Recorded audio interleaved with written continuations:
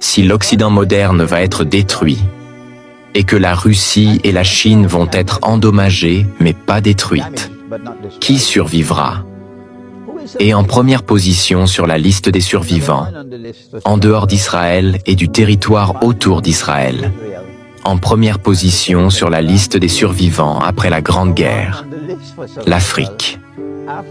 Donc Grande Guerre, l'Afrique. Donc l'Afrique n'est peut-être pas importante avant la Grande Guerre, mais après la Grande Guerre, l'Afrique va soudainement monter en importance. C'est pourquoi mon sujet d'aujourd'hui est si important.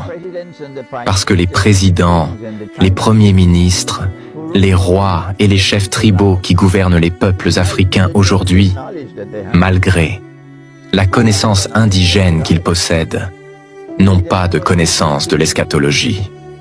Parce qu'il n'y a pas d'enseignant pour l'enseigner.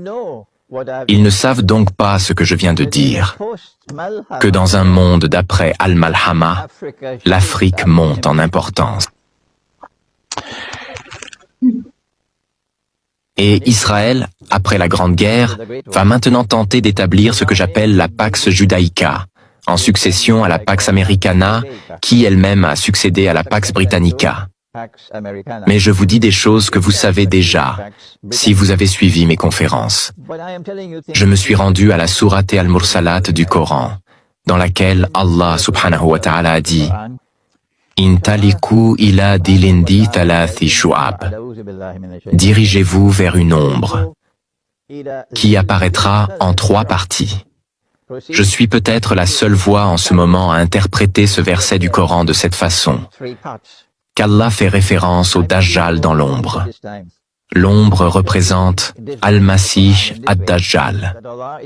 Et le Dajjal sera une ombre avant d'apparaître en personne.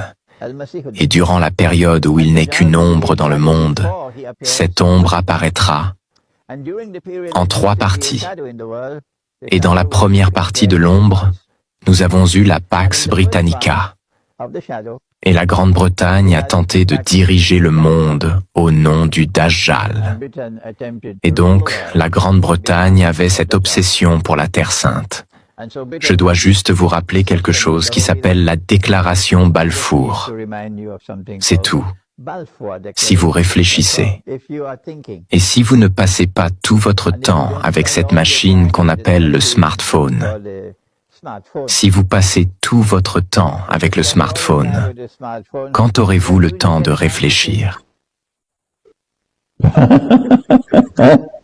Quand aurez